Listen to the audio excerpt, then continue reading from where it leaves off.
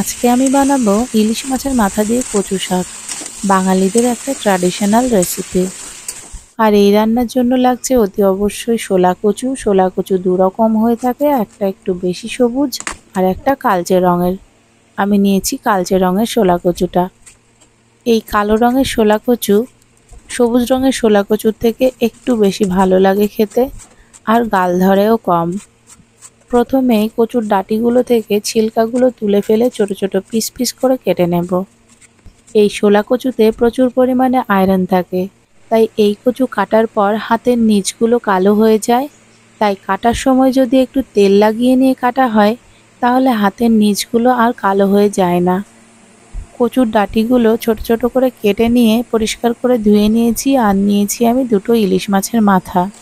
এইবার একটা পাত্রের মধ্যে জল নিয়ে লবণ আর হলুদ দিয়ে কচুর ডাঁটিগুলো 90% সিদ্ধ করে নিতে হবে। সিদ্ধ হয়ে গেলে যে বাকি জলটা থাকবে সেই জলটা ফেলে দিতে হবে। ওই জলটা রান্নার মধ্যে দিলে রান্নাটাই গাল ধরতে পারে। ইমিউন সিস্টেম স্ট্রং করার জন্য অনেক সময় ডাক্তাররা রেকমেন্ড করে কচু শাক খাওয়ার জন্য, কারণ কচু শাকে আছে প্রচুর পরিমাণে ভিটামিন সি আর আয়রন। এইবার আমার কচু ডাঁটিগুলো সিদ্ধ হয়ে গেছে, জল থেকে সেপারেট করে নিয়ে জলটা ফেলে দেব। এই দেখুন বন্ধুরা, আমি কচুর ডাঁটিগুলো 90% সিদ্ধ করে নিয়েছি আর 10% শক্ত রেখেছি, যাতে বাকি রান্নার সময় ওই 10% সিদ্ধ হয়ে যায়। একটা কড়াইয়ের মধ্যে পরিমাণ মতো তেল নিয়ে ইলিশ মাছের মাথাগুলোতে লবণ হলুদ মাখিয়ে ভেজে নিতে হবে।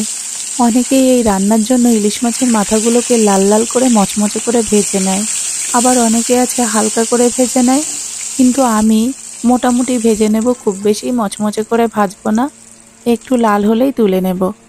এইবার ওই একই তেলের মধ্যে গোটা শুকনো লঙ্কা, 5 ফোড়ন, একটা ছোট এলাচ, হলুদ আর কাঁচা লঙ্কা ফোড়ন দিতে হবে। এইগুলোর কাঁচা গন্ধ চলে গেলে আদা রসুন আর জিরে বাটাটা দিয়ে দিতে হবে। গ্যাসের ফ্লেমটা মিডিয়াম রেখে এই মশলাগুলো সুন্দর করে কষে নিতে হবে। কষে নেওয়া হয়ে গেলে দিয়ে দেব কয়েকটা চীনা বাদাম। এই বাদামের পরিবর্তে অনেকে ভেজানো ছোলাও দিতে পারে, তবে অতি অবশ্যই ছোলাগুলোকে সিদ্ধ করে নিতে হবে। এইবার মশলাগুলো কষা হয়ে গেছে, সিদ্ধ করে নেওয়া কচুর ডাঁটিগুলো দিয়ে দেব। এই স্টেজে গ্যাসের ফ্লেমটা একদম বাড়িয়ে দিয়ে নাড়াচাড়া করে কষে কষে রান্নাটা করতে হবে। মাঝে মধ্যে একটু ঢাকা দিয়ে দিতে হবে। যেহেতু অলরেডি অনেকটা সিদ্ধ করে নিয়েছি কচুর ডাঁটিগুলো, তাই অত বেশি জল দেব না রান্নাটাতে।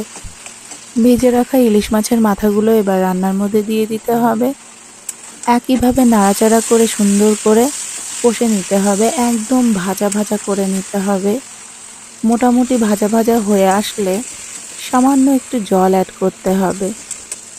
যেহেতু গ্যাসের ফ্লেমটা একদম বাড়ানো আছে, তাই রান্নাটা যাতে না পুড়ে যায়, তাই সামান্য পরিমাণ জল দিয়ে দিলাম। আবারও নাড়াচাড়া করতে হবে। এইবার দিয়ে দেব আমি লবণ। লবণ কিন্তু এর আগে দিইনি, সিদ্ধর সময় দিয়েছিলাম লবণ।